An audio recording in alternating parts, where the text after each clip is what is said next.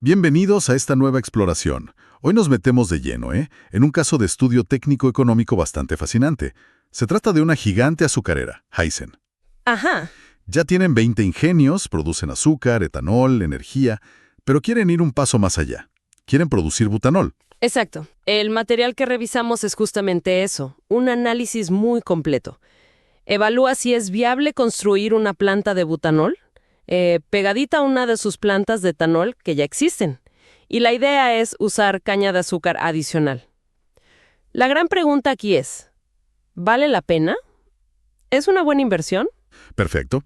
Pues vamos a desmenuzar esto, a ver los números, los procesos y claro, los riesgos que siempre los hay. Queremos entender si este proyecto para Hyzen tiene sentido, si tiene futuro. Nuestra misión hoy, evaluar si Hyzen debería, apostar por el butanol o no. Primero, un poco de contexto. ¿Te parece? Sí, claro. Andisen quiere meterse en el butanol. El plan es poner la planta nueva al lado de una de etanol que ya funciona. Quieren aprovechar infraestructura, ¿no? Creen que pueden procesar unas 100 toneladas más de caña por hora sin poner molinos nuevos. Usarían la parte de clarificación de jugo que ya tienen. Ujú. Y un punto importante es que esta planta operaría solo en la zafra, o sea, unos 200 días al año más o menos. Usarían el jugo de esa caña extra, que trae como 15 toneladas de sacarosa por hora. Pero ojo, necesitan diluirlo, bastante de hecho, antes de mandarlo a la sección de butanol. ¿Y esa sección cómo sería? Tendría dos áreas principales: fermentación, que llaman B001, y destilación, B002. Y ya anticipan que habrá consumos extra de electricidad, vapor, agua de enfriamiento. Vale. Vayamos a la fermentación, al B001. Ahí es donde pasa la magia, ¿no? La bioquímica. Exacto.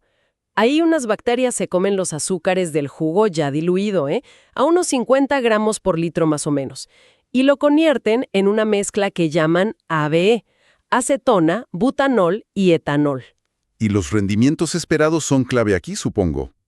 Claro, esperan convertir el 99% del azúcar, casi todo, y obtener por cada gramo de azúcar 0.20 gramos de butanol, 0.10 de acetona y 0.05 de etanol.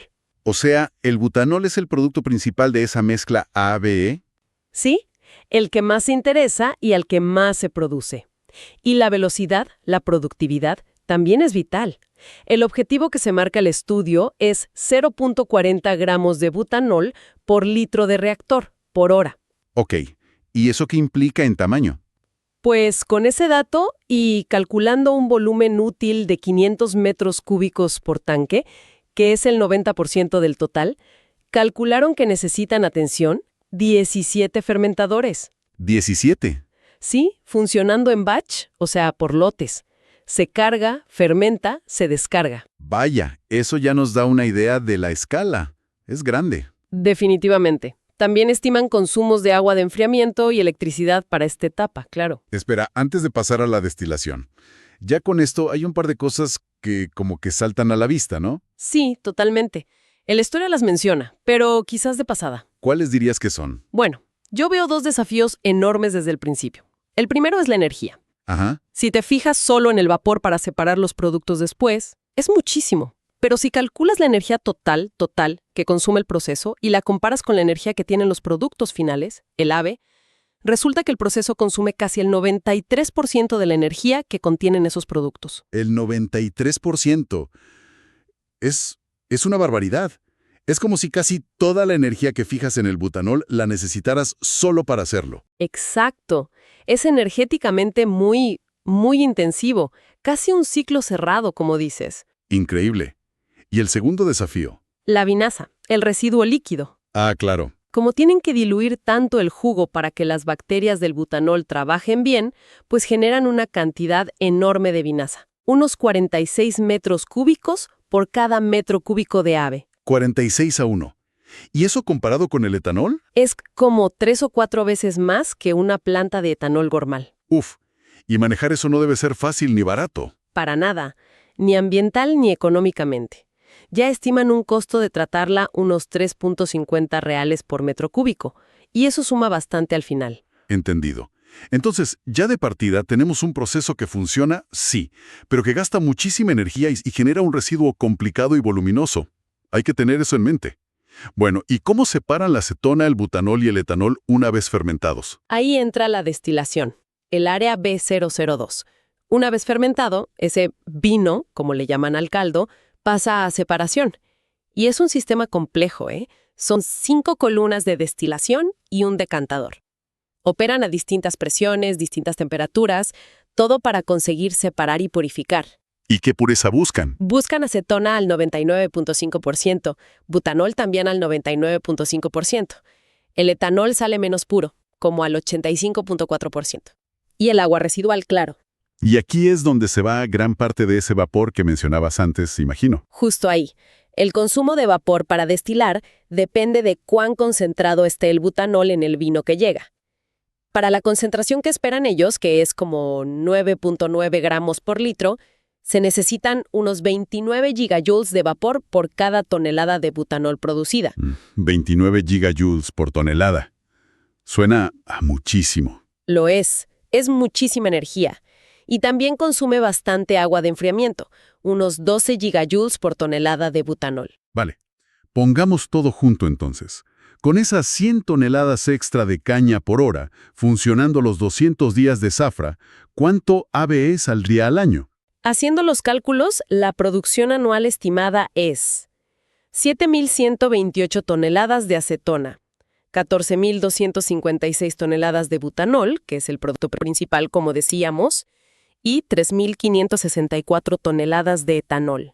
En total son casi 25.000 toneladas de ABE al año. No está mal. No, la capacidad es considerable.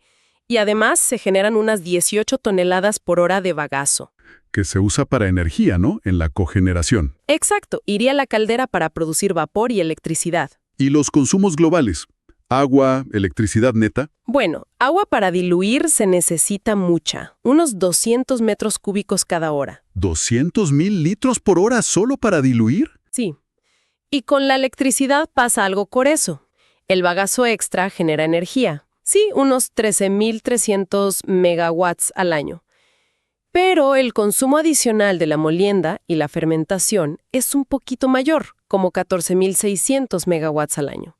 O sea que, en neto... En neto, el proyecto consumiría electricidad de la red o de la planta principal. No sería exportador neto. Entendido. Y los consumos totales de vapor y agua de enfriamiento, sumando todo, también serán altos, claro. Considerable, sí. Ok, ahora sí, la pregunta del millón. Hablemos de dinero. ¿Cuánto costaría levantar esta planta anexa? La inversión, el CAPEX. La estimación total del CAPEX es de 169 millones de reales brasileños. ¿169 millones? ¿Y cómo se reparte eso? Pues mira, más de la mitad, como un 56%, se va al área de fermentación. Ahí lo más caro son los 17 tanques enormes, claro. Y luego los intercambiadores de calor, las bombas... ¿Y el resto? El 44% restante es para el sistema de destilación, esas 5 columnas y el decantador. ¿Y cómo calcularon esas cifras? Sin entrar en detalles de índices de inflación y eso, pero la lógica general. Básicamente usaron costos de referencia que encontraron para equipos similares o proyectos parecidos, y los ajustaron por tamaño porque quizá la referencia era para otra capacidad, y por inflación, usando índices estándar de ingeniería de costos como el CEPSI. Como la regla esa de los 6 décimos para escalar costos. Algo así. Exacto, ese tipo de métodos. Para la destilación, por ejemplo, partieron del costo de una unidad que se reportó en otro proyecto y la escalaron para el tamaño que necesitan aquí, que son unos 300 metros cúbicos por hora de vino. Importante. Este costo no incluye la molienda ni la cogeneración, ¿cierto? Correcto. Se asume que eso ya está, que se usa lo de la planta de etanol existente. Por eso este CAPEX es solo para las unidades nuevas de AVE. Claro, eso explica por qué el costo relativo que calcularon, como $1.35 por kilo de ABE al año, le sale en la parte baja del rango esperado. Sí, porque si fuera una planta totalmente nueva desde cero, sería bastante más cara. Ok, ya tenemos la inversión. Ahora, ¿cuánto cuesta operar esta planta cada año? Los gastos operativos, el OPEX. El OPEX anual se estima en unos 125 millones de reales. ¿Y qué es lo más pesado ahí? Claramente los costos variables. El principal, pero por mucha diferencia, es la materia prima. La caña de azúcar adicional se lleva casi el 56% de todo el costo de operación. ¿Más de la mitad solo en comprar la caña? Increíble. ¿Y después? El vapor. Ese consumo energético tan alto que hablamos, pues representa casi el 30% del OPEX. O sea, entre caña y vapor ya tienes el 86% de los gastos. Prácticamente. Lado vienen ya con porcentajes menores, pero ojo, no despreciables. El tratamiento de la vinaza es un 4%, el costo neto de la electricidad que se consume un 3%, el agua de enfriamiento otro 3%, y el agua para diluir es muy poquito, un 0.1%. ¿Y los costos fijos? Mantenimiento personal. Esos son bastante menores en comparación. Estiman el mantenimiento como un 2% del CAPEX al año y la mano de obra como un 1% del CAPEX. Queda clarísimo. El precio al que consigas la caña y el costo al que generes o compres el vapor son absolutamente determinantes para que esto funcione o no. Totalmente críticos. Bueno, y por el otro lado, los ingresos. ¿Cuánto esperan generar vendiendo al AVE? La estimación de ingresos anuales es de 147 millones de reales.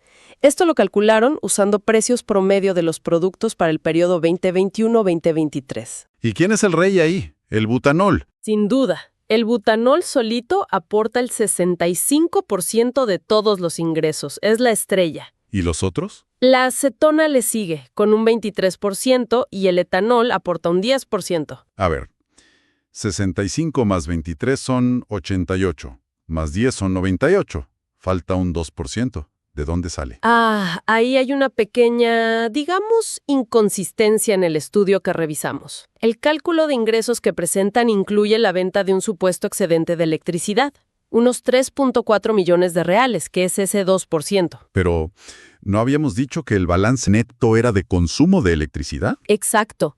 El análisis energético mostraba un consumo neto, no un excedente para vender. Es un detalle menor en el monto total, quizás un error en la planilla de cálculo o algo así, pero sí, es una incongruencia. Bueno, lo mencionamos porque está en el documento, pero tomamos nota. Sí, reportamos lo que dice la fuente. De todas formas, la conclusión principal no cambia. Aunque vendas 3 cosas, la viabilidad económica de esto se juega casi toda en el precio del butanol. Así es. Muy bien. Ya tenemos la foto completa. Inversión, costos, ingresos. Ahora sí, el momento de la verdad. Con todos estos números base, ¿es rentable el proyecto? ¿Le da luz verde el análisis financiero? Pues aquí es donde el análisis de flujo de caja, que es la herramienta estándar para esto, nos da la respuesta. Consideraron 2 años para construir, 20 años de operación, una tasa de impuestos del 34%, depreciación lineal en 10 años, y una tasa de descuento, la TMA, del 10% anual, que es como el retorno mínimo que exigiría un inversor para un proyecto así. Ok. ¿Y los resultados? Los resultados no son buenos. Directamente no son buenos. ¿Qué tan malos? Números. El valor presente neto, el VPL, que te dice si el proyecto crea valor o no, comparado con invertir ese dinero al 10%. ¿Es negativo? Da menos 18.7 millones de reales. Uf, negativo, mal asunto. ¿Y la TIR? La tasa interna de retorno, la TIR, que mide la rentabilidad intrínseca del proyecto, Les da 8.2%. por debajo del 10% que exigían. Exacto. No cumple con el mínimo requerido. Y para rematar, ¿Aún hay más? sí, el tiempo que tardaría en recuperar la inversión inicial, pero descontando el valor del dinero en el tiempo, les da 21 años. Más que los 20 años de vida útil que consideraron. O sea, nunca recuperarías la inversión en términos reales. Correcto. Conclusión. Bajo las condiciones base del estudio, el proyecto no es viable económicamente. Un no rotundo entonces. Pero, recuerdo que mencionaste algo antes, que estaba cerca. ¿Cómo es eso? Sí. Eso es interesante. Calcularon cuál sería el precio mínimo al que tendrían que vender el butanol para que el VPL fuera justo cero. El punto de equilibrio, digamos. ¿Y cuándo dio? Dio 6.933 reales por tonelada. ¿Y cuánto usaron en el caso base? Habían usado 6.650 reales por tonelada, que era el promedio 2021-2023. O sea, la diferencia es menos de 300 reales por tonelada. Es solo un 4% más. Exacto, está increíblemente cerca. Con solo un 4% de aumento en el precio del butanol, el proyecto pasaría de ser inviable a ser viable. ¡Wow! Eso sí que cambia la perspectiva. No es un no rotundo, es un casi. Es un casi, está en el filo. Y si está tan cerca, entonces pequeños cambios en otras cosas también podrían mover la aguja, ¿no? Esto nos lleva directo al análisis de sensibilidad. Justamente, ese análisis es clave aquí, porque muestra a qué es más vulnerable o sensible el resultado final. ¿Y cuáles son esas variables críticas? El BPL cambia muchísimo, pero muchísimo con variaciones en 1. El precio del butanol. Es de lejos el factor más sensible. Lógico, siendo el 65% de los ingresos. 2. El precio de la materia prima, la caña de azúcar. También lógico, siendo el 56% de los costos. 3. El costo de la inversión inicial, el CAPEX total. Y 4 y 5, muy importantes, son parámetros técnicos de la fermentación. El rendimiento de butanol, cuánto sacas por cada gramo de azúcar, y la eficiencia de conversión del azúcar. ¿Qué porcentaje del azúcar logras transformar? Entonces, un pequeño empujón en la dirección correcta en cualquiera de esos puntos podría ser viable el proyecto. Correcto. Ya vimos que un 4% más en el precio del butanol bastaría. Pero también calcularon que una reducción del 6% en el costo de la caña también lo haría viable. Un 6% menos en caña. O una reducción del 13% en el CAPEX total. ¿Un 13% en la inversión? Eso ya suena a un esfuerzo de ingeniería de costos importante, pero quizás posible. Podría ser, e incluso mejorar solo un poquito el rendimiento biológico, pasar de ese 0.20 a 0.21 gramos de butanol por gramo de azúcar. También sería suficiente. O sea, hay varias palancas que, si se mueven un poco, podrían cambiar el resultado. Sí, hay caminos hacia la viabilidad, pero la sensibilidad funciona en ambas direcciones. Claro, el riesgo. Exacto. Pequeños cambios negativos también pueden hundir el proyecto. Por ejemplo, la conversión de azúcar la asumieron altísima, 99%. Si en la realidad fueron 97% o 96%, el impacto negativo sería fuerte. Y mencionaste un riesgo grande con la productividad de la fermentación. Mixta, quizás. Bueno, es un valor que se ha reportado en algunos estudios piloto o de laboratorio, sí, pero también el propio documento menciona que hay otros trabajos quizá más realistas a escala industrial que reportan valores mucho más bajos, del orden de 0.10 gramos LH, 4 veces menos.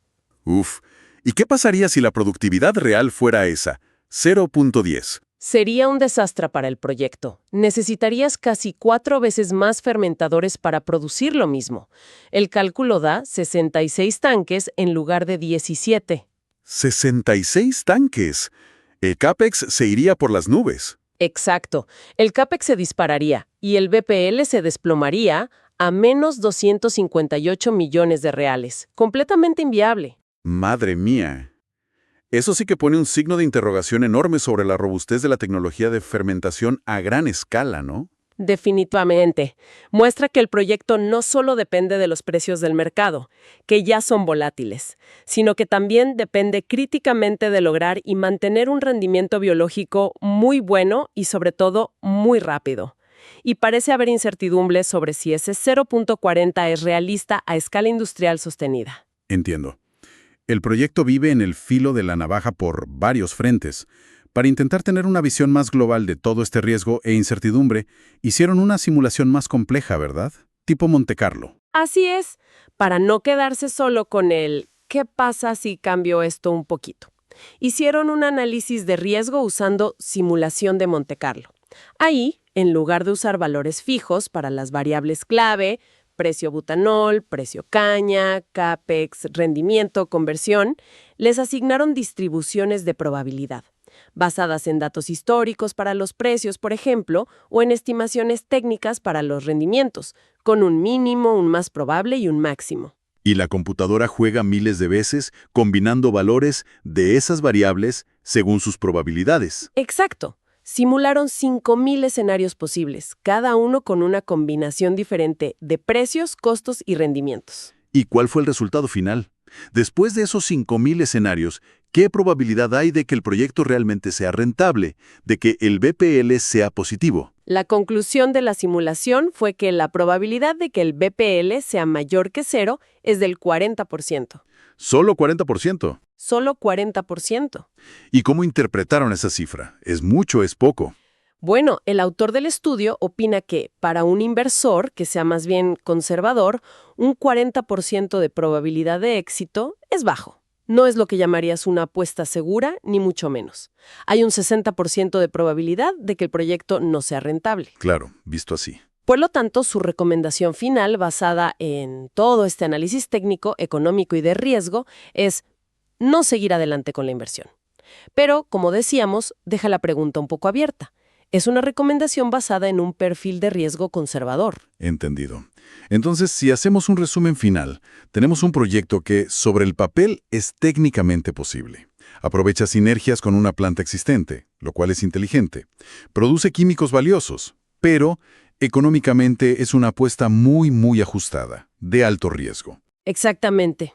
Los márgenes son mínimos. Depende críticamente de precios de mercado que son volátiles, como el butanol y la caña, y depende también de lograr un rendimiento biológico en la fermentación que sea excepcional y sobre todo sostenido a gran escala, lo cual parece tener sus incertidumbres. Y no olvidemos los otros desafíos que arrastra: el consumo energético altísimo y la generación masiva de vinaza, que tienen costos e impactos asociados. Sin duda. El análisis deja muy claros cuáles son los puntos críticos, los deal breakers potenciales. Precios, eficiencia y robustez de la fermentación, control de la inversión y el manejo inteligente de la energía y los residuos. Esto nos deja con una reflexión final, quizá. Este caso, con sus dificultades, es un problema particular de esta ruta bioquímica específica, la fermentación ABE para hacer butanol, que es compleja. ¿O es más bien un reflejo de lo difícil que es en general para cualquier nuevo biocombustible o bioquímico competir contra los productos ya establecidos, los derivados del petróleo, incluso cuando intentas ser listo y acoplarte a industrias potentes como la azucarera? Es una excelente pregunta, sí, porque vemos intentos similares en otras áreas con dificultades parecidas. Y eso lleva a otra pregunta. ¿Qué tipo de innovaciones harían falta para cambiar esta ecuación económica de forma radical? Quizás avances disruptivos en las bacterias, que sean mucho más productivas o tolerantes, o tecnologías de separación que consuman muchísima menos energía, o una integración energética aún más profunda con la planta existente. Innovaciones que logren mover esas palancas clave que vivimos en la sensibilidad, pero no un poquito, sino de forma significativa. Exacto.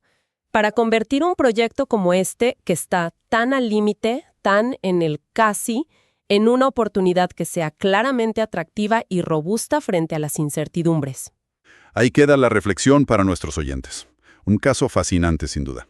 Muy interesante, sí, con muchos aprendizajes.